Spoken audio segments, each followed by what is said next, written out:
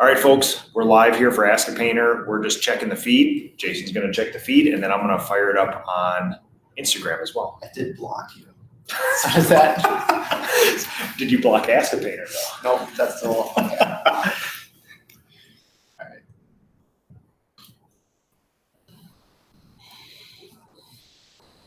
Good morning, everybody on Instagram. We're just doing a feed check here, and then we're going to get going with Jason Paris, the Elon Musk of the industry. All right. Good? Looks good. Yeah. All right. All right, let's do this then. All right, everybody. Happy Saturday. We are in the, do you call it the Olive Holdings building, the Paris Painting building? This is actually Olive Office building. Olive Office building. So this is the Ask a Painter live show. I'm Nick Slavic. I'm the host of Ask a Painter. This is a show where I use my few decades of experience as a business owner and a master craftsman to answer questions. Today, we have my most frequent guest. I think this is it more than the historical guy? Oh, absolutely. Yeah, he's done two. I think this is 4. Okay. 4X for you. So this is Jason Paris. He is the Elon Musk of the painting industry, and we're going to go deep on that later. My most requested, most frequent guest of the show. So the PCA, we will talk much about the PCA today because we are both involved in it. I usually give the pitch to join the PCA. I'm going to let Jason give the pitch. Why be a member of the PCA, and what is the PCA? Good questions. So the PCA, first and foremost, is a nonprofit organization, painting contractors association. Speak up, too. It's been around a long time, but also pretty adaptive, which is cool. So why join? I guess fundamentally, like we always like to break things down really simplistically. It'd be the consumer surplus received as a member, and so that delta or the gap between benefits received and costs incurred. Because it's a nonprofit, so the cost is very low, right? It's a nonprofit that's also underwritten by sponsors. Yep. So if this were to go to open market without sponsorship and to turn a profit, it would be much more expensive. That's not the way it was set up. Set up as a nonprofit. We have a lot of great champions and sponsors who want to support something that's benefiting the industry. So that's the macro, philosophical reason of why PCA does well, why it thrives, why people join it. Tangibly, if you want quick wins, I'd say things so it does really, really well at events, which has been tough this last year. Yes. Right? We still have our virtual conference coming out. We're doing regional events this year, starting in the south as the temperatures warm up, and then working our way up north as weather allows. Trade Best Practice Series is training videos with quizzes. It's stretching before you run, Nick, which I know. Which I'm not a fan of either. Stretching or running. It's like stretching before you run, so it helps get your apprentices kind of the core basics before you start training them in the field. So that's now a free benefit to members. That used to be a paid thing.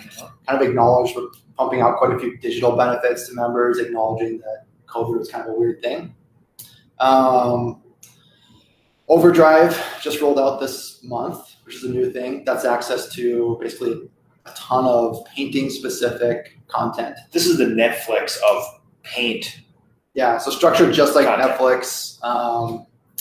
Probably has all the binge things as well that go with it. But you have the swim lanes that have things like we could look at painting 101. You could go to marketing, sales, business planning, et cetera, et cetera. You have your different swim lanes.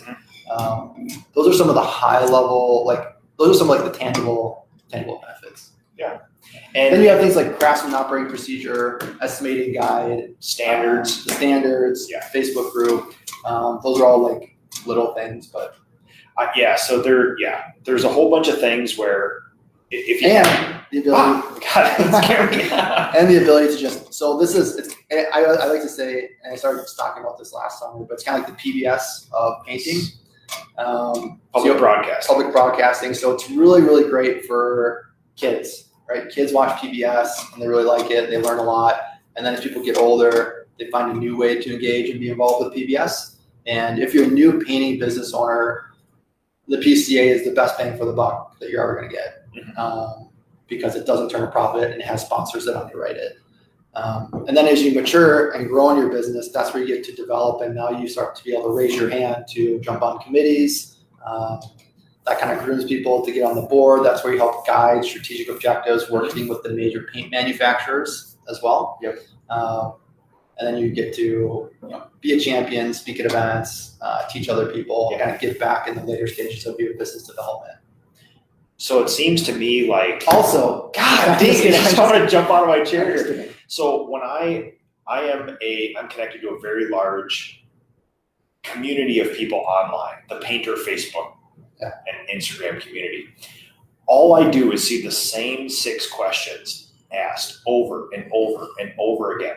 And the more I see those questions and the more I see what the PCA is doing, I can see that if you're willing to ask questions and connect with people, all those questions can be answered by the content that the PCA has or the people within the PCA. Because I know that, like you say, you engage at different levels. There is a mountain of resources that if you are willing to put in the time, it's there for you. How we engage at a higher level is connecting with other people who have gone through the resources and then have the next level questions. That's what's interesting. So it just depends. It's a twofold thing. If you're patient enough to go through it and then find the people with the next questions, you'll never find a more willing and ready group of people to help answer those next questions. Yeah, I think PCA is getting better at messaging the stuff that they already have. Yes. Because it's such an old organization. 1800s. Yeah. It's been around since the 1800s. Yeah, since the 1800s. Things were a lot different back then. But I think there's almost an assumption that people know what value PCA brings, and not everybody does. And a lot of times they'll join because of one thing or another, and they're just not aware of all the other stuff that comes with membership. So that's something we're starting to focus on, is just doing better at messaging, just not assuming that people know what is free in membership. Yeah. Because that's, I think, a misconception that we've had as a leadership team. No, it has been true over the last somewhere between 2 and 5 years. There has been this secret mountain of resources that nobody really knew. And if you were good enough to wade through that jungle and find it, it was still like... And you shouldn't make people wade through it. That's the part about it. And then to the people aspect, it just draws unique, like cool people, right? It's a nonprofit. It has an altruistic ethos to it. You get the new business owners that are humble enough to ask questions, and then the people that thrive and want to give back are also involved. You have a really cool ecosystem. It's kind of like you're just hanging out with a cool club. I'll give an example. 3 years ago, I hiked the Grand Canyon with a group of people. Humble brag. Surprise, surprise. There were really cool people in that group, right? I mean, you're not going to get people who are like complainers and whiners. It's a self-selected group. It's a self-selected group. Same thing with the PCA. You have humble, open-minded, optimistic, growth-oriented new business owners. You will also have altruistic, high-performing, wanting to give back, thriving business owners. And they're all in this ecosystems. And then you have the sponsors who are incentivized to see a thriving industry. And they just want to give back. They don't even want to give back. They want to help the industry thrive. And the best way for that to do that, the best way for them to do that is to funnel in finances to a nonprofit. And what's really interesting is I've been involved with the PCA. I think my first contact was 5 or 6 years ago. And it's not that there's been a genuine, like a legitimate shift, but I have noticed a super emphasis on manufacturers. My impression was 5 or 6 years ago, there was a coding or product specific emphasis on this thing or coding will help your business. Yeah. Right now, when I talk to my paint reps, district managers, high level people, they're like, the paint is always going to be there. The smart people will find it. We go for business building now. Yeah. We want you to have a professionalized, robust, consistent business. Because I say this, you probably get sick of hearing this. Sherwin, you want to sell more paint? Benjamin Moore, you want to sell more paint? Have 80% of our industry is one person painters. Hire one person. Yeah. And it's the easiest way to do it. And a professionalized business can afford to have a person. Yeah. You've gone through these fundamentals pretty strongly too, right?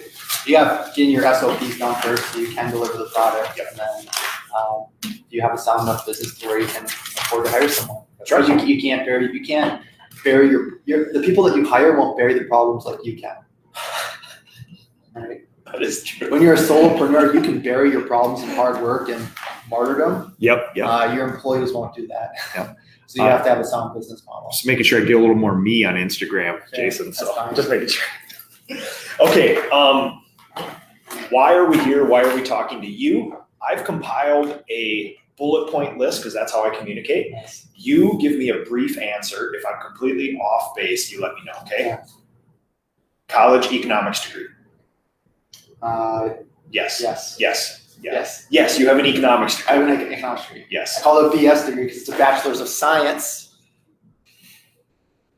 I mean, I have one too, I guess. Okay. So, but it's not economics. But that's, so when the first three sentences you said. Actually started. God, this is a good. I'm gonna flip this table over here. Actually started out as a biology major because I wanted to be a nurse. I have a lot of nurses in my family. If you know you, that's the silliest thing I've ever heard. It didn't take me very long to realize I don't like touching people or helping people.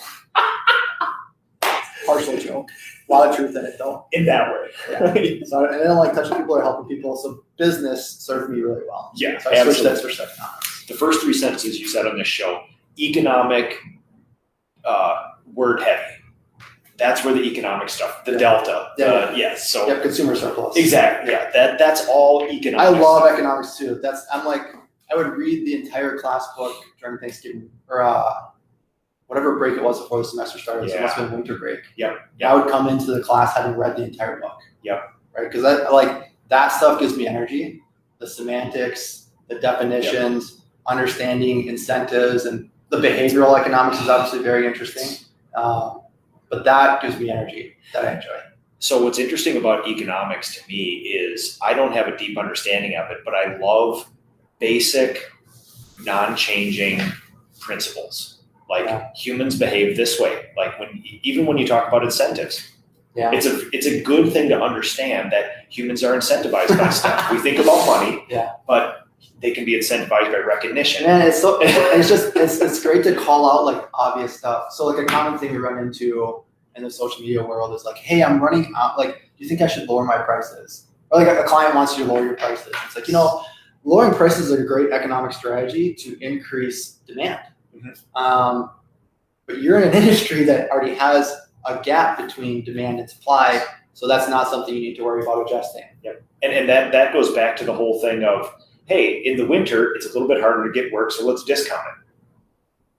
Yeah, versus spend more money on marketing. There's ways to increase demand like that. I love taking that one step back because we always dwell in something's wrong, put the fire up. Yeah. And I like to go a couple levels up and then say, well, what is actually going on here? What is something we can do and build that will not cause fires to do? And understanding the basic, like the most unsatisfying conversation I have, estimating is the big question. And I say, well, sadly, I kind of go by market price or what I feel is market price because I do 800 estimates a year. You can sort of feel where the market price is. That's not great. So people say, well, what's your square footage rate? I say, who cares? Charge what the market will bear and make sure your people are trained to produce it enough. Yeah.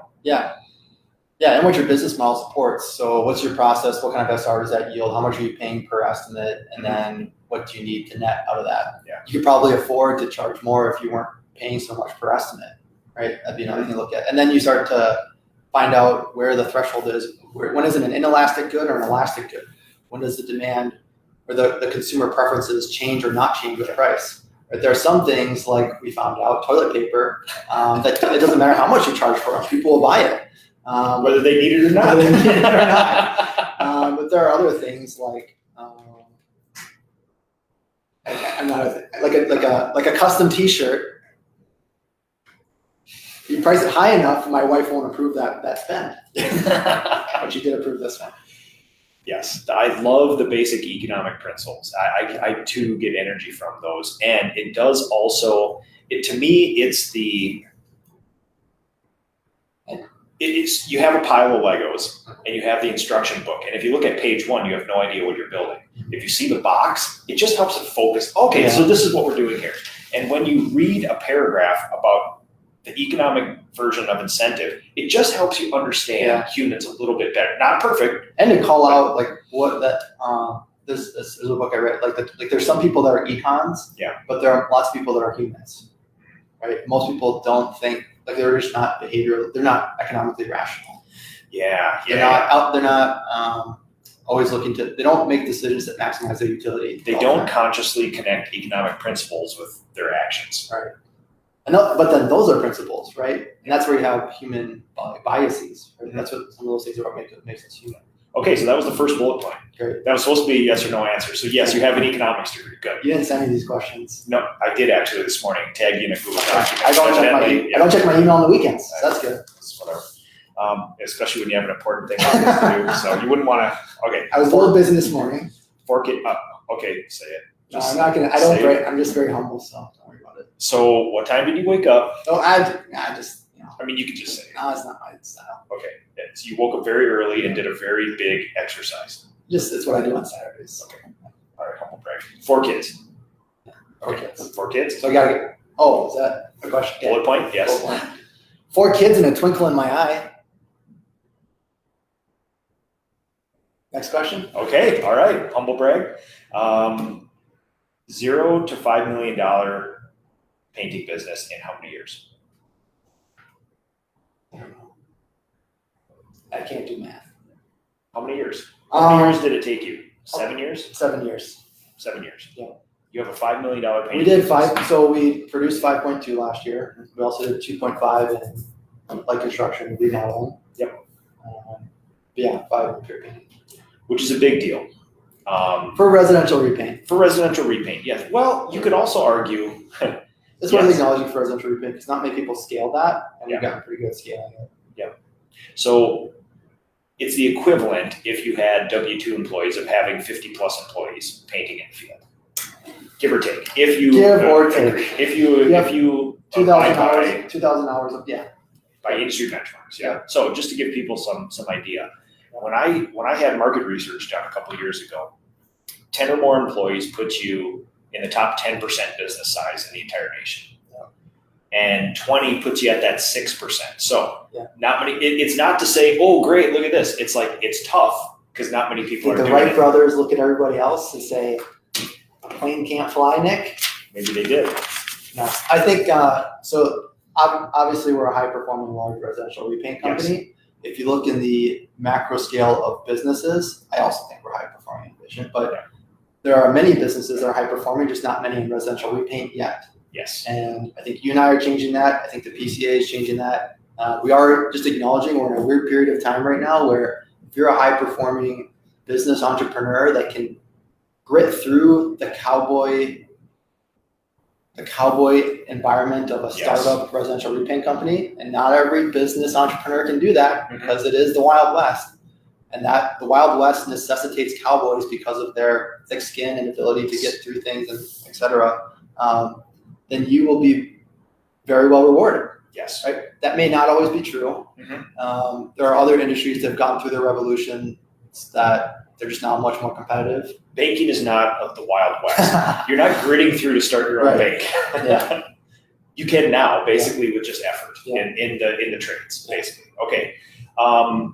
You're a shareholder in your own company. Yeah. So what we hear is, and I think this interplays with a lot of what the PCA does.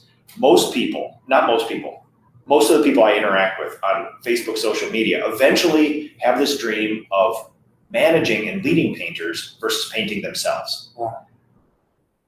The problem is then connecting what happens next to that. A lot of people say they want to do it. Yeah. Not only have you not painted, moved above managing painters, you actually are a shareholder in your own company. So at this point, explain, I love your explanation of how that, like, there's a difference between a self-employed, a business owner. Yes, and that. Yes. So this is not, there's nothing new under the sun. This is not my concept, but I will talk about it. Yep. People give me credit if they want. But there's the 4 quadrants. There's being an employee. Yep. And that's where you trade your time for money. Yep.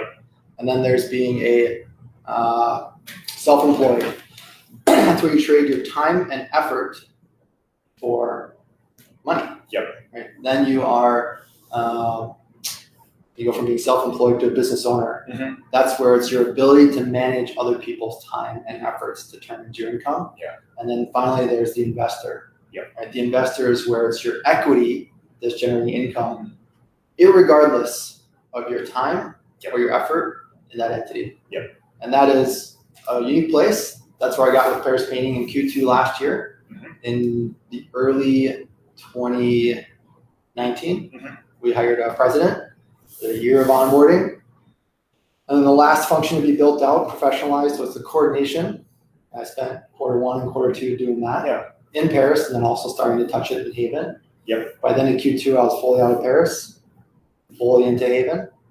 And so Q3, Q4 in Paris, I didn't touch a single thing. And still, Paris still got good returns as a shareholder. And misconception that most people have is when that happens, you don't think about Paris, you don't do anything for Paris, and you just hammer checks sitting at home. My impression is that you trade your effort in one area, painting, for it transfers over to accountability a little bit. Like you now, instead of painting, you now hold people accountable to the goals that you all have. Is that a good summary of going from painter to? So there's a misconception that the effort it just goes away. It becomes less. Like you do less and less and Someone less. has to hold people accountable. Yeah. Ownership at the end of the day has to hold the president or the chair accountable. Right? That's how the structures usually are. So ownership gets more and more passive, the more diversified it becomes. That's a reality. But when you're a majority owner, then you still have to hold ultimately your president or your CEO, whatever the structure is. You have to hold them accountable. And maybe it's more accurate when you go down to that one lower level of being an investor, the business owner. My experience has been, everything for me has been, I've traded 1 hour of painting for 1 hour of accountability, basically. And it's getting better now where I trade 1 hour of painting for maybe 15 minutes of accountability. But that accountability is still there. You don't just throw an SOP out and everybody does everything perfectly forever. It's like, instead of doing the physical work, you're now holding people accountable to doing the work. Yeah, absolutely. It's different skill sets.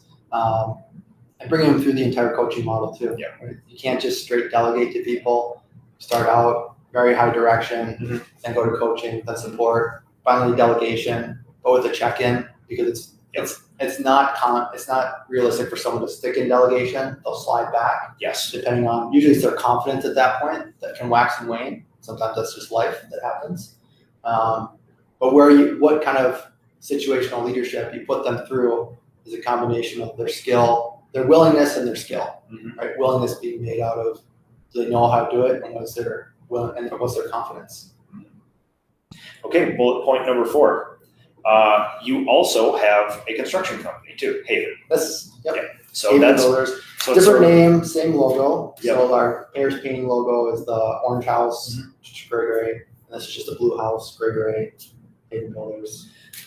Olive Holdings is the company that owns those two companies. Owns Haven. Yep. Owns Paperboy. Is just now owning some of Paris on a unique structure of growth. Yep. And then signing one spray foam. We've been talking about this for years. Right? But finally going through the spray foam company. Exciting. So that should be active end of Q2. So I'll have probably a couple $1 million that hits this year's books. What is a holdings company, and what is its purpose? I would have to look it up to get really fundamental, but my understanding as a holdings company is so the way that we treat the holdings company, may as well I can speak to, is it's taking business units that can all run on the same operating system with the same leadership structures and have synergies within one another.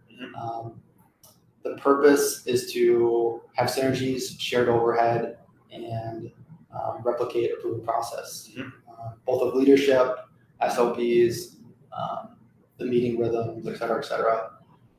We have started up companies from scratch. I was gonna say good, but good is relative. We're just really gritty, I think. We're really good at professionalizing. We're good at high growth and professionalization. Yep. You have your startup, high growth, professionalization, maturity. We're really good at high growth, professionalization, and then maturity. I think we'll do really well at with a long haul. but maybe not has had many reps with maturity yet, because basically everything you guys have been doing Paris is kind of Paris is just entering maturity. Yeah, that's yeah. that's a mature business model. Yep. That's where you can plug and play people. It's pretty dialed in on the inputs and outputs. It's just a question of what inputs do you want to put in? What's the opportunity cost of those inputs? Yeah. That's a mature business model. That is the only mature business, and it's just entering that stage. It's the only mature business we have right now. What do you consider mature? Is that it is that plug and play, or is there another thing you would actually use to categorize it? This would be. I'm gonna check the comments. Yeah, you and I could write this out in our standard process we do. But I would say maturity, coming off the cuff right now, would be every role has a clear playbook. So the business unit as a whole has clear playbooks. You know what levers to pull to get inputs and outputs in each key KPI. Yes. Yep. No, your KPI. Yes. That's Your like key performance indicator. Yeah. You know what levers to pull to get the results for each KPI. Yeah. Right? It's not a mystery box. You know exactly what it's going to cost. You know how to do that stuff. What do you charge for this? How do you get leads? Yeah. How do you find people? Those are there's an onboarding process for every role. So there's no person individually that is mission critical. Where if they would get hit by the turkey truck, then it's game over. Yep. All those things are probably elements of maturity. That's my off the cuff response. Yep. No, that helps.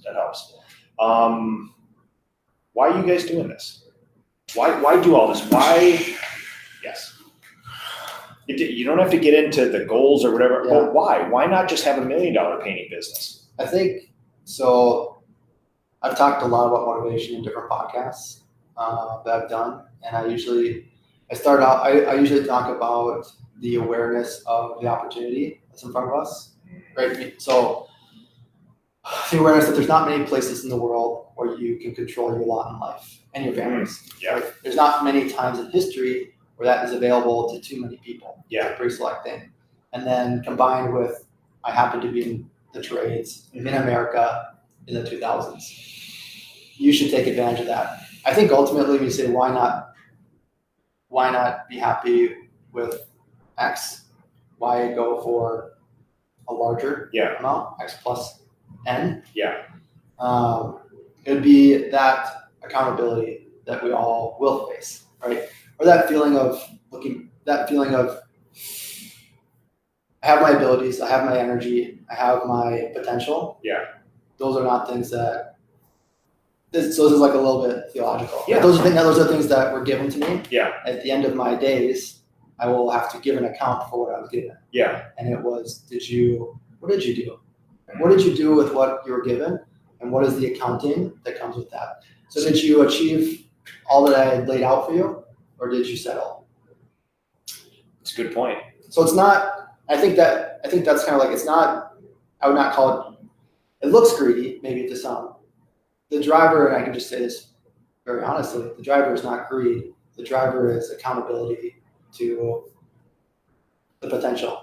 Yeah. Right. So at the end of my days, to look at your maker and say, here's what I gave you. What did you do with it? And to say, I did all that you had planned for me. And if you have a large capacity for stress, grit, high functioning sort of stuff, you feel like you should try to use up every bit of that. In whatever domain that is, right? And then we can get into what does it mean to be holistically healthy? Yeah. Are you called to just make money, or are you called to be a husband and a father and a mentor to those that even work around you? What does it mean to serve in a nonprofit? All those things. But in general, would you just ask the question of why not settle? The answer is that drive of to do all that. This is. Yeah, I think I've said it. I don't want to say it in a worse way because I think I've said it really well. Agreed. No, listen, that's way deeper than the question required. But we'll edit this in post production, so it's clipped out really well. Listen, sorry about the lights, guys. We tried everything. You're just gonna have to listen audio. So we also do quite a bit of software development. There's this distinction between a bug and a feature. This is a feature. It's meant to look like a flickering firelight. And also, this is a dog whistle. If you can sit through watching this, you really want the info. And you really want it, and you get it. You're rewarded. What is your role at the PCA? I am the chairperson. So I'm the chairman of the board of directors. So just elected, just installed. Yep, just selected, just installed a month ago.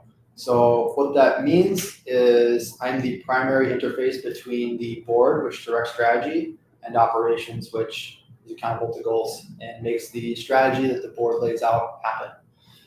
So I'm that primary interface. I hold the executive director accountable with the board, but I'm that primary interface. I also help servant lead the board, and so I serve at the board's request to help guide us to develop strategy. Mm-hmm. Also, with that role comes being a spokesperson, being able to speak and things like that. But yeah, primarily. Why be a servant leader? You have enough going on here. Why do this? That's the only way I've ever been successful. Wait, what are you saying? So why be servant leading in the PCA? Yeah, see, you got to know. Okay, so in economic terms, opportunity cost. You have 1 hour of time to devote this week. Do you devote it to your family, to Paris, to Haven, or the PCA? Yeah. I know you think about this. I do. Why? It's in an Excel sheet. Do a little bit of the PCA? So I'll give you a couple of reasons. One is selfish. I have already experienced good development being in this role with the PCA. So when you're given the opportunity to volunteer in this capacity, you can't help but have personal growth. Yes. Yeah. Part of that is through gaining wisdom through experiences. So there's experiences I'm exposed to that I haven't seen yet, and I'm gaining wisdom as I go through those. Another is the relational capital I get to build. So just getting to connect more with Sherwin Williams, Benjamin Moore, Bear, PPG, Nick Slavic, right? So there's just a lot of relational capital that gets built. And then I do believe, volunteer is always going to be a part of my life. And I think PCA is an institution worth volunteering at. Yeah. It's if the PCA doesn't thrive, then it's kind of tough. It's the only entity that I'm aware of in painting that does what it does. A historically significant nonprofit that also is fairly dynamic and open-minded in how it approaches the future. That seems like a pivotal thing for me to pour some resources in to benefit the industry. So I often get, and because I am sort of a lightning rod for the PCA, because I mention it so often, I always get very visible. Yeah, and people always ask, why do you join the PCA? And I talk about a lot of the same thing: the people, the resources. But also, people say, well, if I have a choice between going to this coaching organization and the PCA, you tell me if I'm correct. I normally say two different things. They're two different things. Yeah. There is somebody who gets nitty gritty with professionalizing your business, and there's another place that can connect you with people to do that. PCA is not a coaching organization, and it shouldn't be. Yeah, and it's not one of those things where you divulge your financials. The PCA looks at them, tells you what to do, holds you accountable, does that. There's like a light version of accreditation that I think we're going to rebrand. Yeah. As like business basics. Mm-hmm.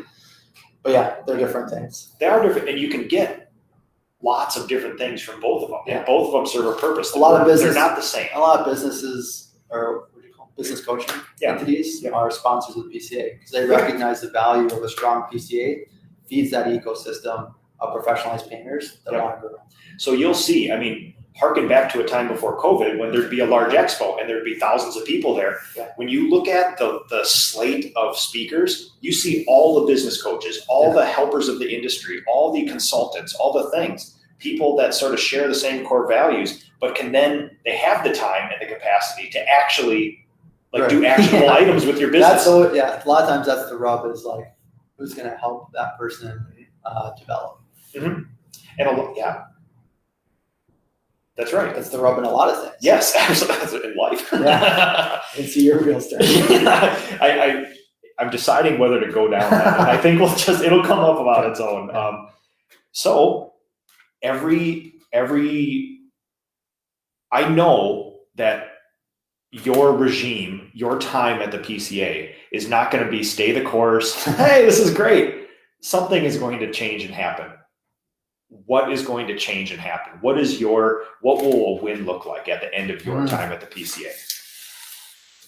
Well, I have to be involved for a long time, but I will serve 2 years as a chair, assuming that the board has me back for a second year. It may end sooner. We'll see. That's always an option. You might start a coup, as you and Christian Notella always try. I have to beat you back down. Diplomacy? I think there's so many good things happening right now, but just making sure that we're really focused.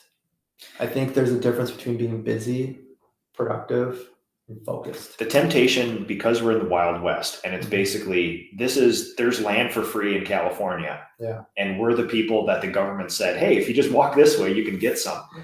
And it's tough not to do everything. Just grabbing, doing stuff, right? So.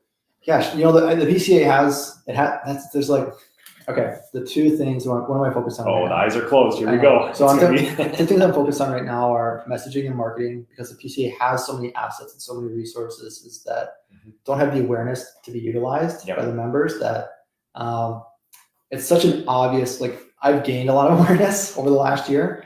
It's such an obvious gap between the benefit you receive and the cost that you pay. Yeah. That it's just, there's just not awareness of everything that's out there. And that's to the PCA's, PCAs are in that, right? It's been a very old organization. Stayed the course. It's been very cliquey for a long time. So it's like, if you're in the PCA, you just kind of know everything that it has and what's available to you. And it's like, what is it when you call it? There's just like knowledge. There's embedded knowledge, institutional knowledge, where it's like, oh yeah, the people who know about the PCA know about all this. If you don't know about the PCA, you don't know about anything. So that's probably making sure that we have really clear messaging and awareness. So what does success look like at the end of the term? Awareness of the benefits and the assets that come with PCA membership. And then a clear, I don't even want to say focused. I just want to tractionize the PCA and what we're doing, right? So that comes with everything. That comes with, I think there is a good vision, but it's not articulated from the top down yet. Yes. Right. Yeah. And so that vision has to be articulated from the top down so that there's clear focus. So what I hear you saying is that right now, that is not your moonshot. We're going to change the industry with this one program. You're saying, listen, most of it is there. We just have to take it and we have them. And I'm fortunate enough I get to build on the shoulders of giants. Yeah. Right? Well, there's been arguably 160 years worth of foundation laid. Just the awareness that I have, the past, people that have served in the organization have been world-class. Yes. And I get to stand on those shoulders. So it's a very beneficial position to get to come in, and I'm not building a company from scratch. Yeah. That's really cool. Those are the two things I would like to leave my mark on, and outside of like corny jokes and stuff like that, which we know. So, what is the state of the industry right now? Like 4 years ago, when you were on one of the first Ask a Painters, it's like we still talked about Wild West. We talked about, the American dream, traction, this and that. You're only limited by your own ability to produce your business plan. Like, what is that the same now? Has it changed? What is going on right now? Yeah, I don't have so maybe I do know a lot, and that's why I feel like I don't know what I don't know. So I probably know a lot more than I did back then. Yes. But now I have a lot more awareness of what I don't know. That is a common trait I see when people go through this thing. Yeah. First year of painting business, I know how to paint. I know how to get leads. I'm booked out 6 months. It's great. Yeah. The more you know, the less you know. Yeah. So that's how I feel. But you want I could give you like sound bites that you can edit. But I don't want that. I want real stuff. Is it the same as it was 4 years ago? It feels like there's the beginnings of some momentum. Are the same challenges there? Are the same opportunities there? Yes. Okay. Yep. There's probably a few things that are starting to gain some momentum. I think, I'm not sure how. Some of these are going to be controversial, so I don't know how much I want to dig into them. Don't if you don't want to. I would say you and I are starting to see there's different people or different business models be more frequent. Yes. Than where they were 4 or 5 years ago. Mm-hmm. And I think back then I was maybe just clipping 2 million, just surpassing 2 million in revenue. And it was like, wow. Now we know handfuls of people that are doing that. And it's not like wow anymore. It's like, this guy is going to be cool in a couple. Like, he is cool. And what's interesting, we know that there are people that, especially in our awesome group, the Gathering of Minnesota Painters, somebody will just show up and be like, hey, I've never talked to another painter before. I was a computer software salesperson. I have no institutional knowledge. I have no head trash. We did $1 million in painting last year. Right. And we're like, oh my God, I've been doing this for 20 years and I can't get past 3 employees, you know? And so it's an interesting thing that for those who want to grow and see benefit. And I know you've before you sold out, you used to be a big advocate of, loving the trade and staying small. And first off, how dare you? How dare you? I was in overalls yesterday. Fair enough. What was I going to say? I was going to say this is another PCA benefit, though, just the awareness of role models. So this is, I think, something that you've done great for the industry.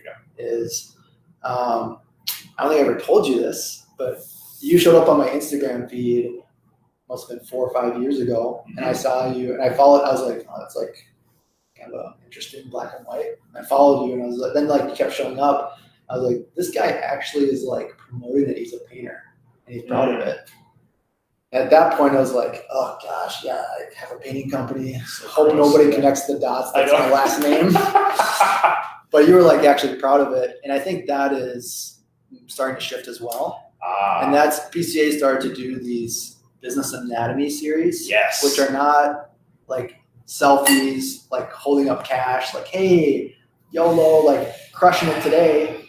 They're very well done, like, sophisticated, like cinematic, like productions that help portray an image of the industry. Yes. And I think that portrayal of the industry is something that, again, is just starting to shift. You've led it really well. But we're just starting to see more people that you'd say, gosh, I'd love to be like that guy or gal.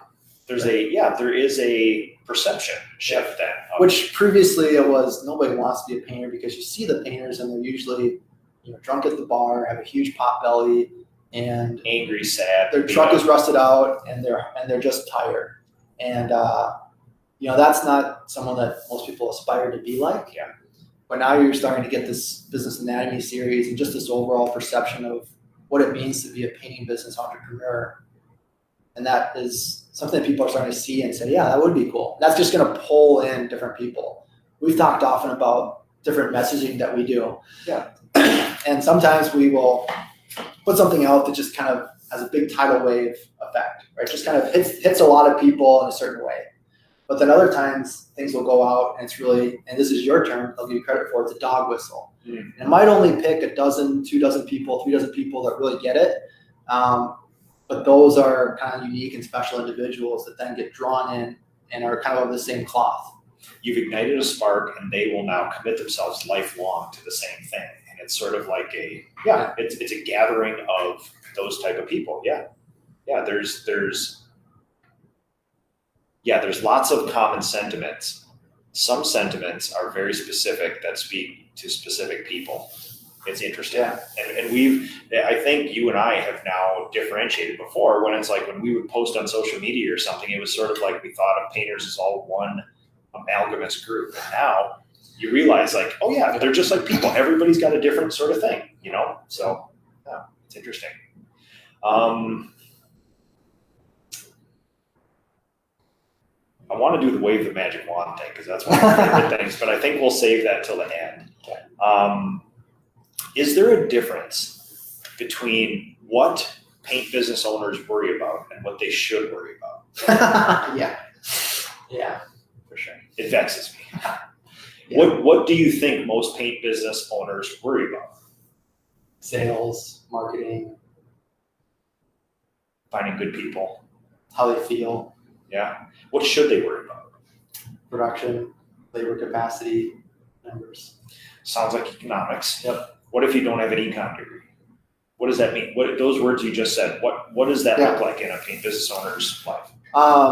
Okay, so most people are thinking about sales and marketing, which means that when they're booked out to a certain date, they feel more safe. Yes, it's like a security thing. Mm-hmm. The industry as a whole, and most painting businesses are production restrained. So your focus should be on production. Production restrained means that they cannot produce the work that is available for them to do. If you're booked out 6 months, you're production restrained. Yep. Your business cannot grow because you're limited by your ability to produce work. Yep. Which is odd. This is something I see and I actually am not going to go down the bashing trail.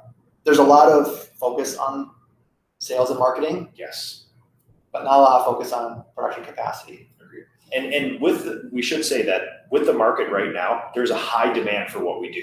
Yeah. It may not always be the case. So at this point in time, there is more demand for painting For sure. than painters have the ability to supply. And if you think that is a gap of the supply and demand, the demand for professionalized painting services is even a greater multiple Yes. of difference than the supply, than the generic repaint. Yes.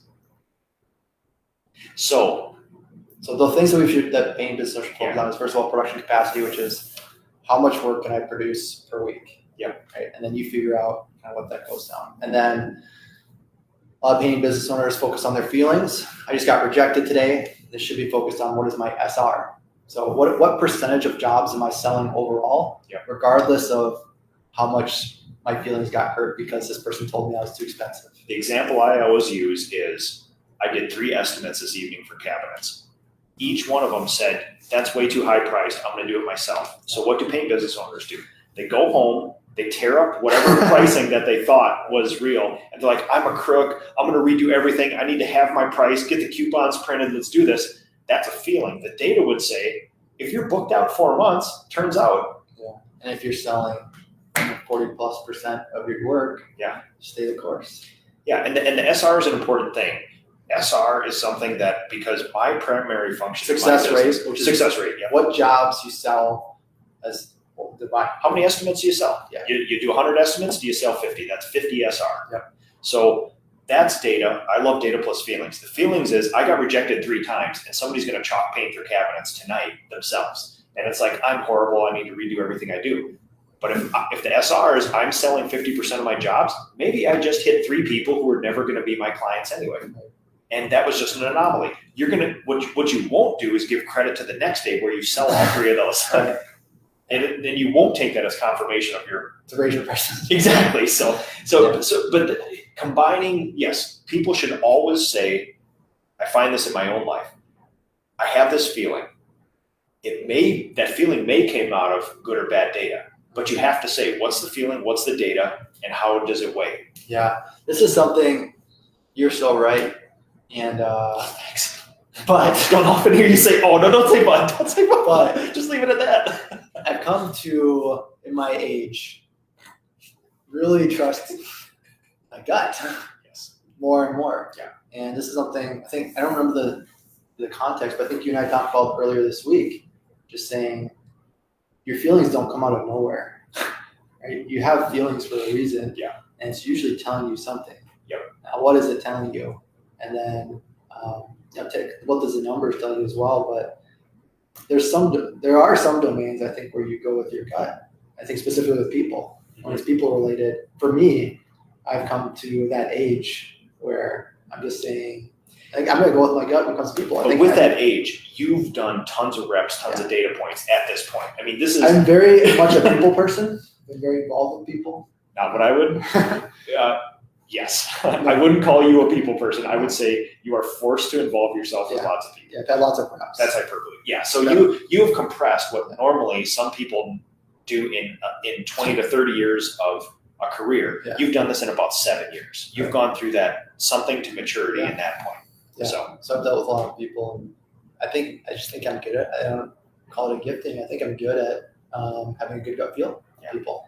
What I've always liked, and this harkens back to 4 or 5 years ago when we first met, you have no problem calling people out on their BS, and not because it's a stunt and you want to see them wiggle. You genuinely care about the economic principles. Yeah. When we first met, you called me out at a conference. We were sitting there at a craftsmanship conference in Chicago, the first time we really spent time together, and you just raised your hand in the back. So how much revenue you produce an hour? And I gave you some number, and you did one of those, and you called me out on it. Well, show me how that works. And it's like, you know what? I've never actually calculated that. That's a feeling. Man, I told you a number, and it was a feeling. I know. I remember. You weren't the only one, because I came in and I was like, nobody there knew that number. I'm like, these are the craftsmen of the industry. I can only imagine what they're charging per hour. You thought, listen, if Paris can do 55, I was young. These guys must be doing 150. Yeah. I was young. Yeah. No, But you weren't. It was a good question. You brought sobriety to the industry. This is probably pretty common though. Is you'll ask someone a question and they'll tell you an answer that doesn't answer the question. Oh, Jason Paris. I know this is your life. This is one of my biggest pet peeves on. I think I'm pretty good at just stonewalling, like asking it in a more direct way.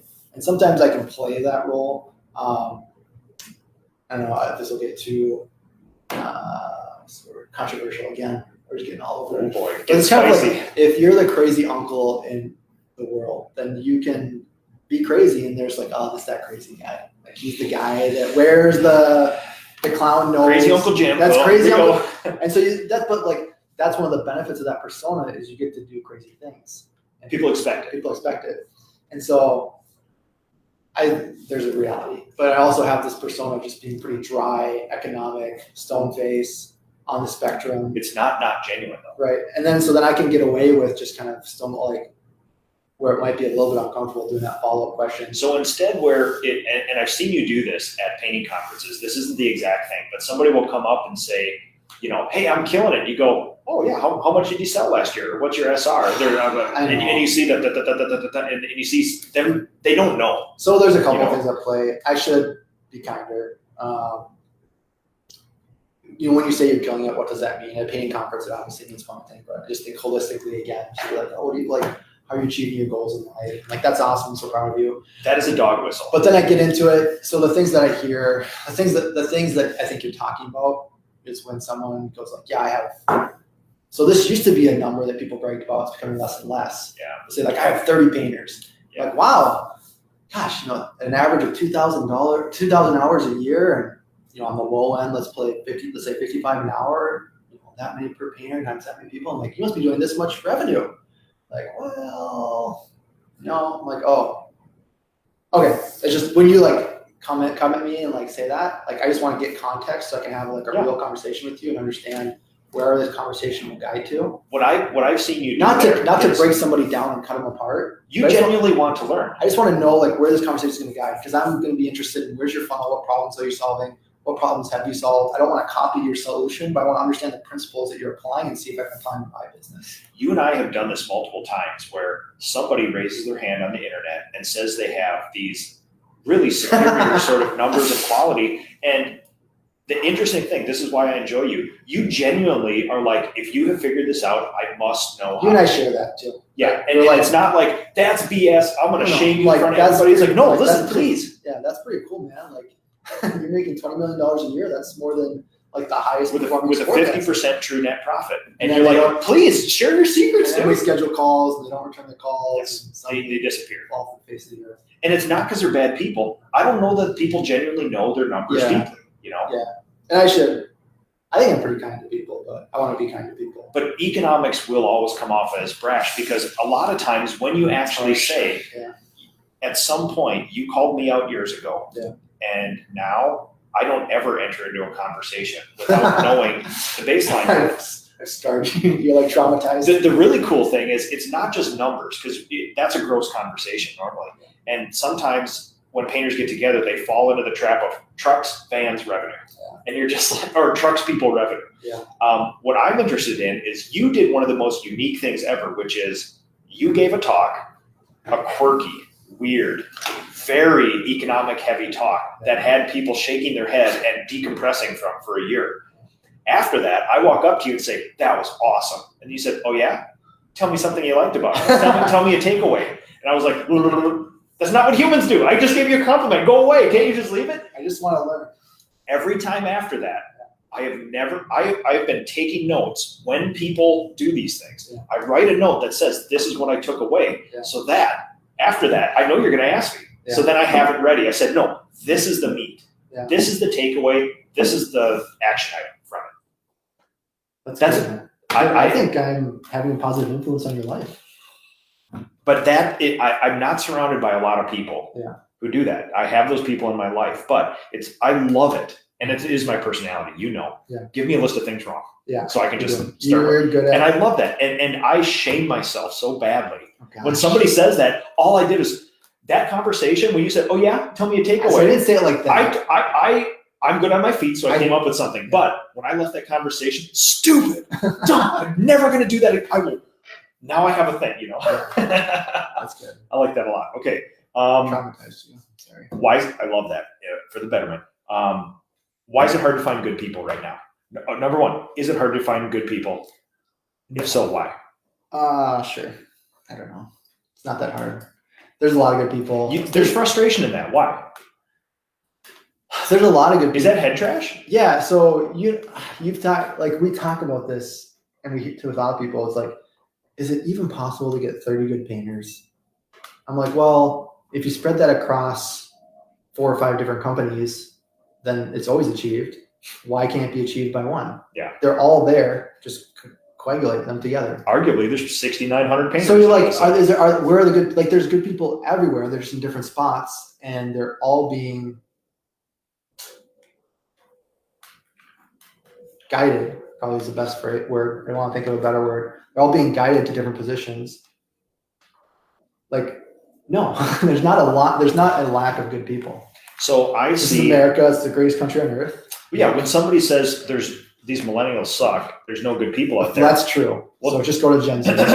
Turns out there's 69 million. There's as many as the baby boomer generation. You can't find 2 for your painting business? Yeah, it's a good challenge. It's a good challenge. It's the first issue that people run into as a business entrepreneur is the first one that they have a hard time solving, because they can grit their way through everything else. Yeah. The ability to recruit someone is the first issue that they have to solve on their own, or they have to actually problem solve, and not many people have that ability. Everything can be fixed by yourself except the irrationality of other humans. What was that? Say that one more time. Everything else can be solved. If something needs another coat, just work nights, work Saturday. Yeah. If accounting needs to be done, you can martyr yourself. You can martyr yourself. You can martyr your deficiencies in your business process, with the exception of the other people thing. Yeah. Because they don't. A data point that both of us look to is 90%, or the vast majority of people who are vocal about the problem finding people, say there's no good people. There's a common trait with them, which is unprofessionalized business. Large professionalized businesses don't have as many problems. I mean, they honestly don't. Yeah, they solve them. So yeah, I think what you're getting to the crux of is it's not size, by the way. Yeah, it's not the size of the business. We don't have a lack of good people problem. We have a lack of problem-solving business entrepreneurship. Yep. Right. And so this is the first, as I said, this is the first problem that you come into. Every problem has a solution, but you are then forced to problem solve. And the problem solving part is not easy. It's not innate, and it's not oftentimes a gift. It's learned, and it's not something that's trickling down into most painting, residential repaint, business ownership for whatever reason. But then once you solve that problem, guess what you run into? Another problem. Now you have more people. Now you have to work on a new scheduling process. You don't then say this is an impossible problem. There's no good scheduling solutions out there. You solve it. Then you get go. And you have to hire your first estimator. You don't say it's impossible to train someone to estimate residential repaint.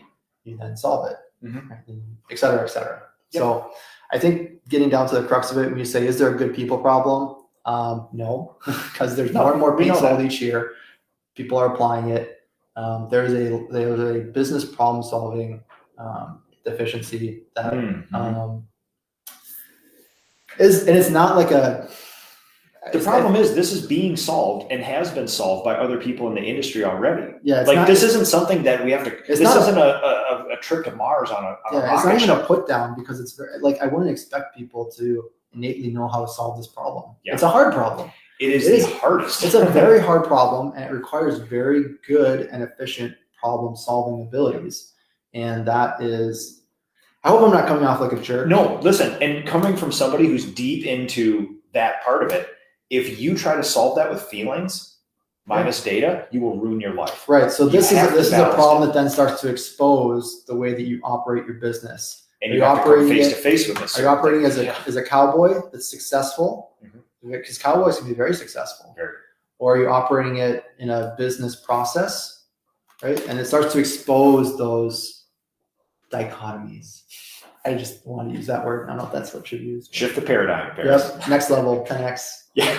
Let's get some synergy. But it does. I mean, listen, the more professional your business gets, the more you just have to come to terms with certain economic realities, and it forces you to look at certain things.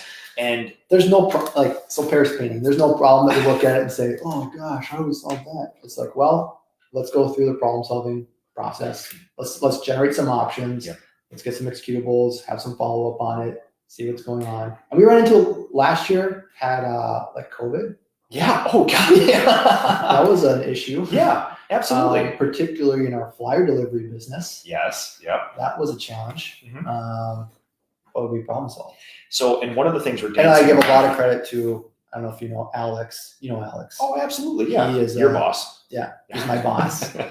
I'm also his boss. Yes. But he is my boss. Thus goes the holding company. But he is just the most amazing problem solver in a group setting, especially, that I've ever gotten to witness. I've witnessed ancillarily you guys put your heads together, first principle reason, and solve huge things. Yeah. And that is that. So this was, you said, having a mindset of, it just takes time and effort. This will be solved, but not seeing it as, how is this ever going to be solved? No, not an attitude paradigm that we have. You had asked earlier about servant leadership with the PCA, and I was like, well, and then you start that. Then the path was why didn't serve a nonprofit. But I thought the way we originally were going to go is why do servant leadership? That's the only way I've ever been successful. Right? I'm not successful on my own because I'm a world-class achiever, performer. But I think I'm pretty good at playing nice with others and pulling out the best in them. That's how I plan to serve with our officers at the PCA. Yeah, I try and pull a lot out of you guys, and even as the board as a whole. It's not Jason being the tip of the spear, just like, hey, I'm doing everything. You guys just follow in my wake. It's like, all right, I'm gonna be underneath all of you. I'm gonna help push you up and pull you, and give you the whatever you need to grow, and we're gonna do great things together. It's a big man to do that. Just paintbrush and a dream. Paintbrush and a dream. I knew you were gonna say it. 10 years from now, this will be the last question. Well, two last questions. 10 years from now, if the PCA succeeds, if you succeed, if things go in the general direction they have, what is different about this industry? 10 years ago, let me think of where 10 years ago was. 2011. Not yet. There's no cloud computing in painting businesses. There's really not a lot of cell phone usage by the crafts people. 10 years from now, I think it starts. I don't know if any shift is finalized at that point. Yeah. But you have the conglomerization of residential repaint. So which means fewer larger companies. Yep, fewer small companies, more larger companies. You have what else? Well, you have different consumers. So the way business is conducted is different based off of what is currently a younger generation aging. So there is an insane amount. I mean, Facebook for painters has been the Wikipedia. There have been groups with 50,000 people that are dedicated to cabinet painting. 1,000 people dedicated to the highest level of entrepreneurship in our trade. Do you feel that this knowledge exchange and now this searchable database of something will be built on, or do you think this will always be something that people just churn through like this? Or now, will this bring the industry up as a high? Because again, remember, think about kindergarten. I mean, when I went to elementary school and even middle school, there was a computer class where you went to learn about computers. And now my kids in preschool are doing Zoom meetings. So there's a knowledge base that builds up and we expect more and more. Yep. Does that happen because of that or because of something else? Yeah, so the standard rises, right? A couple of years ago, if you had a self-scheduling widget on your website, it was like, wow. Now if you do, like, it's everybody. Like a lot of people that I've seen have self-scheduling widgets on the website, not you because you're old school. Are you? Yeah, we don't self-schedule. Okay. It's a nightmare. For like estimates. Yeah, it's a nightmare, yeah. So yes, what is currently an outlier of achievement would become a standard of a base competency. The internet, I think, so far has proven that the achievement of humanity is not based on the availability of knowledge. I was going to say knowledge, but then that kind of There is like a rising of the tide that comes when knowledge is more accessible. So there is that truism that over time the tide rises as more knowledge accumulates and becomes a base. Yeah. But the quick accessibility of any information is not what is holding people back for the most part. And I would say particularly the development of painting businesses is not being held back by that. But 10 years from now, you have the rising tide. The tide's going to keep rising. You have changing consumer preferences. And Paris painting is in every major city. Oh, I look forward to serving my overlord at some point. Either go up or down. Either crash or burn. No. Wave the magic wand in the painting industry. You change one thing. This is my favorite exercise ever. Wave the magic wand, change one thing in the industry to make every operator in this industry's lives better. Ooh, and that's more a good satisfying. question. Make every operator's life better. Okay. What would they want? And you take your time. I'm going to look at some comments, make sure we're not missing anything big here.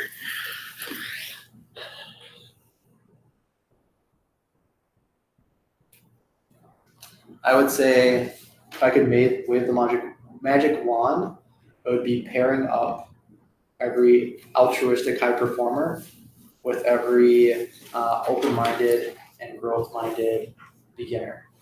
It is that mentorship component that I think is the secret sauce a lot of times. That's the rub that we talked about before, right? Who's going to develop this person? Who's going to put in the time?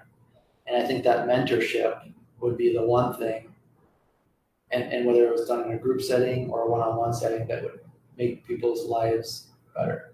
It would not be everyone, because not every high performer is going to be altruistic, and not every up-and-comer is going to be open-minded or growth-minded. Or interested. Yep. And so that answer would not be everyone, but I think that'd be the most impactful. What you're talking about is creating force multipliers, which is, in the industry, there's a common thing where, hey, if we need, this is a mental gymnastic-y thing that I go through all the time. Would it be better to bring one person in who's interested in painting, or would it be better to bring one high-level, curious, optimistic person who will build a business to hire and find 20 people themselves? I struggle with this. I mean, it's not, you don't have to pick, but for me, it's maybe in that sense, the answer is short-term pain for long-term gain, right? Wave the magic wand, you transform the image of the industry, which I think is a slow march right now. Yes. What that means is a lot of people go out of business. The people that have no business being in business go out of business. Or maybe they find you say it. You were going to say it. No, or they find a better path in life, which is hooking up to do not run their own business. Yeah. But their better path in life is to work for actually a good boss. Yeah. And that's the reason why we have so many solopreneurs in this industry, is because there aren't good bosses.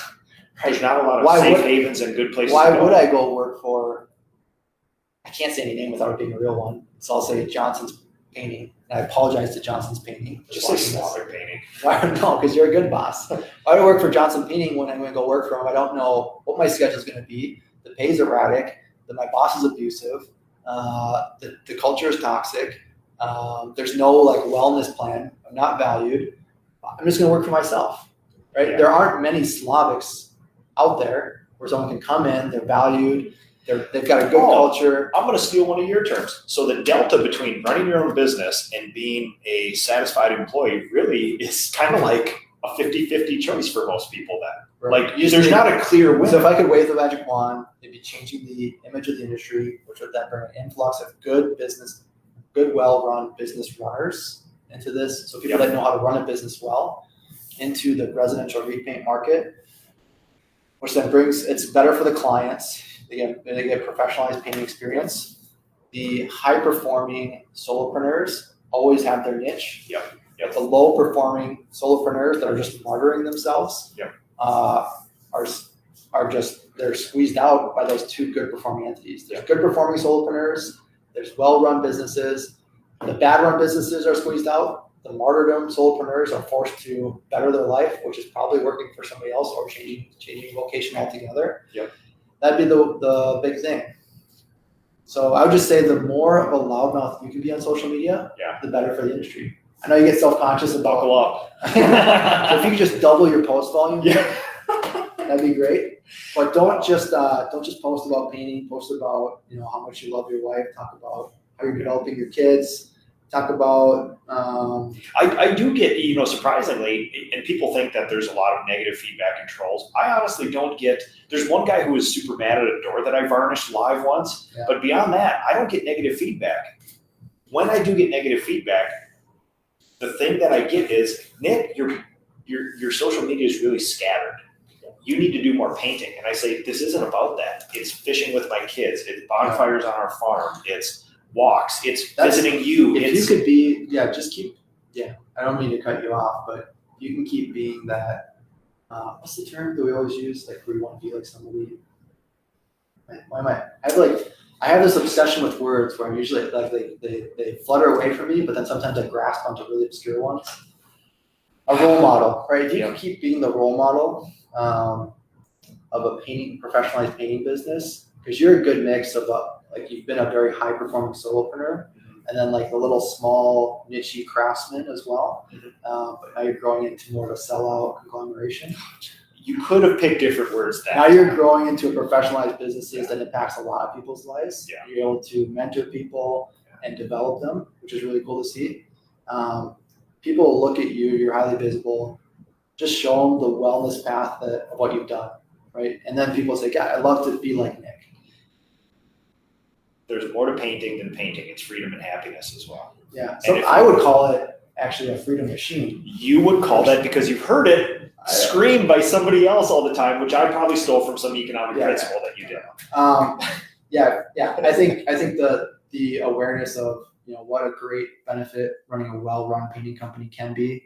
The joy that you get in developing your people. Yes. Right. The freedom that it provides for you and your family. The pride in creating something yourself and having functioning out in the world, creating jobs. Yeah. In a year of COVID, when some people didn't leave their house since March and were laid off and furloughed, Delta Airlines was laying off and furloughing. Yeah. We were hiring. Yeah. 25 families rely on a paycheck. Yeah. In a year when otherwise you'd be out cold. Yeah. Some people would say the measure of man is not how much he provides for himself, but how much he provides for others. Right? Some might say. Right? And you provide for that's like, or another word I've heard phrased is how many people rely on you, right? Mm-hmm. And so not the measure of a man, but some other term of characteristic. Mm-hmm. And so like you have your family, your wife relies on you, your kids rely on you, but you also have a lot of employees that rely on you. Mm-hmm. A lot of people rely on Nick to be disciplined day after day. If you suddenly decide to not be disciplined, there are a lot of consequences. A lot of consequences. It's not just for you. Yeah. For a lot of people. A lot of collateral. And even and that's where I'd say even for the industry as a whole, right? Or not even the path I was going to go down is for a lot of homeowners would have a different life. If they didn't have Nick Slavic painting restoration painting their house, especially where you are, there's a good chance that they would get a much worse experience. Mm-hmm. Right? You could say that for the whole industry, though. Yeah. Any last things you want to say to internet land? To internet land, please don't troll me, don't meme me. Please be nice to me. You actually do have feelings that can be hurt. No, I don't. I do. Yeah. No, this is great. I appreciate everyone in the industry, particularly PCA members. Appreciate what all you do, especially as I said, there's kind of those two classes, and then there's a journey in between. The up and comers who are very open minded and want to develop themselves or their business, whatever that may be. But also to all you high performers that are in the PCA that give back, are altruistic, and help mentor that first category of people. So appreciate both you guys. Obviously, I have to appreciate the sponsors for PCA. They're the ones that underwrites it and keep it at the cost that it is. It's $1 a day plus tax. Mm-hmm. So thank you to all the sponsors and what they do as well. Yeah, and it's interesting because people's knee-jerk reaction is, well, I guess I got to do a $5 million painting business in a holdings company. No. I'm inspired by people who want to create their own freedom machine, find happiness in their life. And if that means you're going to be the master of the craft, a single person operator for the rest of your life, there's not a judgment on the size or the number of vans, the number of employees. It's all about bringing the freedom to you, your family, and happiness. Yeah, I think How that looks. that Wave the Magic Wand question, like instilling intentionality on people. Yes. Of like, so you're not just wandering, you're not just busy. You're not just gritting through life hoping that you eventually own a holdings company. Right. You're just intentional in what you want. And that's, success is achieving your heart's desires. Yep. It's not based off of a lot of things. And I think having people be intentional would be the Wave the Magic Wand thing. Write down the stuff that you want in your life, not just the goals, but the objectives. So not I want to achieve this, but I want to be like this.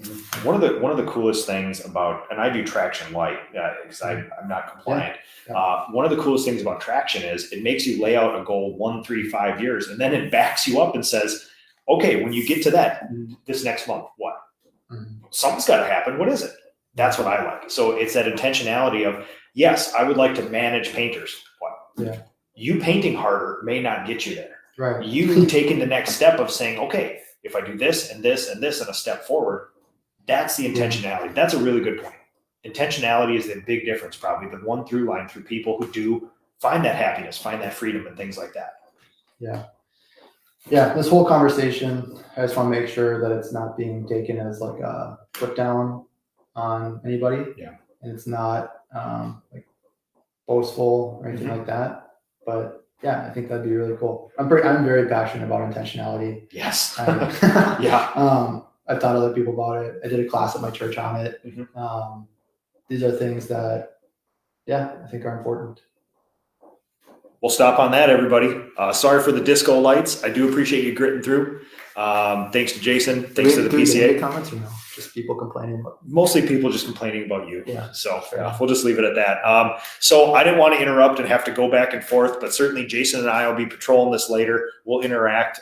Any questions you guys have, let us know. Otherwise, thank you guys. Thank you guys for taking time out of family time on a Saturday morning. And we will see you guys next week.